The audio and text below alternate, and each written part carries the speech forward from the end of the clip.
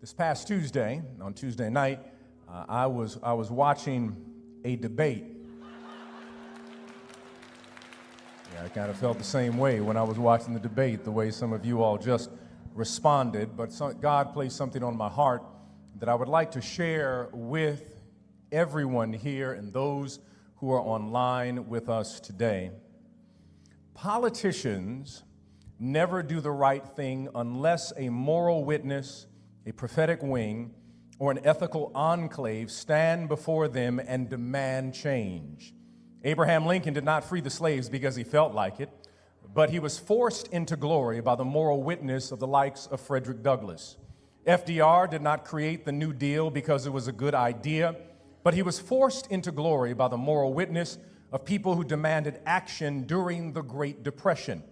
Lyndon Baines Johnson did not sign the Civil Rights Bill and the Civil Rights Act because it was a nice idea, but he was forced into glory by the work of Martin Luther King Jr., John Lewis, and Fannie Lou Hamer, and others. Unfortunately, in our American political system, candidates and parties are beholden to special interest. But never forget, we the people have power. We the people, black people, kissed by nature's son, have power. We have power in our vote. We have power in organizing. We have power with our pocketbook. We have power with our voice. And we have spiritual power connected to our faith. Black people have historically saved America from itself. Black people have historically been a moral witness demanding this democracy include all who yearn to breathe free. I believe the choice this November is not between two candidates, but two visions of this nation. One vision romanticizes the Confederate mythology that was birthed from the antebellum South.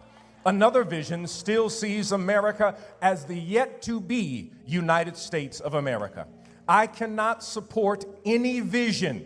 You can vote for whoever you want to, but I cannot support any vision that speaks to making America great again, because my conscience and my soul tell me when a person states America with the past tense language was great, I must speak up and say, what year are you talking about? Was it before I could vote, or was it a year I was considered nothing more as chattel? Was it a year when women did not have the right to vote, or was it the year before unions had been organized? I cannot support anyone's false nostalgia of white supremacy. I believe democracy is on the ballot. For some, and I understand it, the only issue is the horror, tragedy, pain, and destruction of human thriving in the occupied territory we call Gaza. For others, it is Gaza, the Congo, the Sudan, and Haiti. But I say to us all, we must look at all issues, foreign and domestic. For the question before us is, what will this country be? Not for our children, not for our grandchildren, but for our great-grandchildren. We must, as a church, and when I speak of the church, I said we must, as a church, the black church collectively, not churches that just have black people in them. I'm talking about the black church of Frederick Douglass, the black church of Harriet Tubman, the black church of W.E.B. Du Bois and the souls of black folk, the black church of A. Philip Randolph, the black church of Ida B. Wells, the black church of Ella Baker, the black church of James Lawson, the black church of Willie Barrow, the black church of Jesse Jackson, the black church of Jeremiah Wright, the black church of James Cone, and the black church of Martin Luther King Jr. The question for us today, since democracy is on the ballot, is will we stand up for the 295,000 people who die as a result of poverty every year? The question for us today, since democracy is on the ballot, is will we speak for the 87 million people who are uninsured in this nation? The question for us today, since democracy is on the ballot, will we stand up for people such as members in this congregation who have to decide whether to pay their rent or purchase prescription drugs?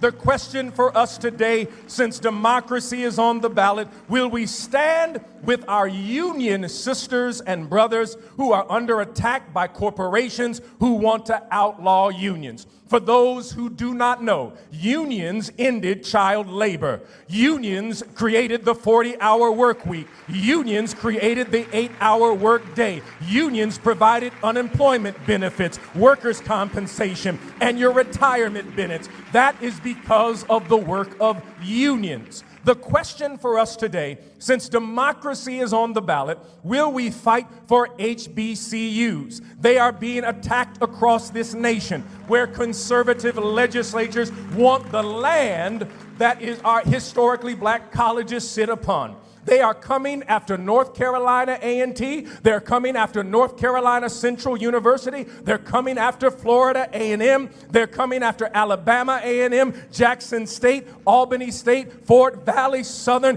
any state institution that is a historically black college. Since democracy is on the ballot, will women, let me say it again, will women, not men, will women, not men, but will women have the autonomy to make medical decisions about their body, and will people of faith be present to offer compassion, love, prayer, and support regardless of their decision?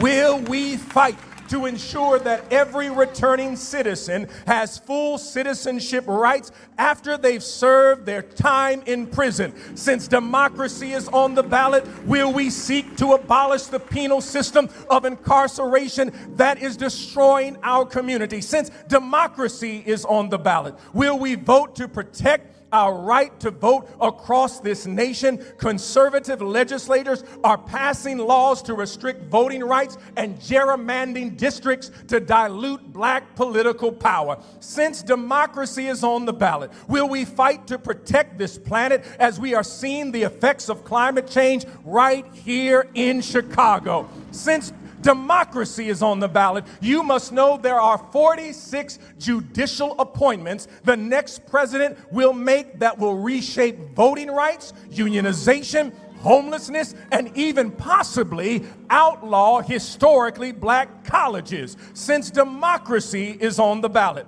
I'm not a one-issue voter, but I'm a voter who votes to protect black issues. Since democracy is on the ballot, I'm asking today, right now, everyone in this village, if you are a registered voter, if you are an organizer, if you are part of a union, if you lead a block club, if you are a local activist, it's time for us to get together as a community and collectively as a church and do what our ancestors have done generation after generation and save this nation from itself. Democracy is on the ballot.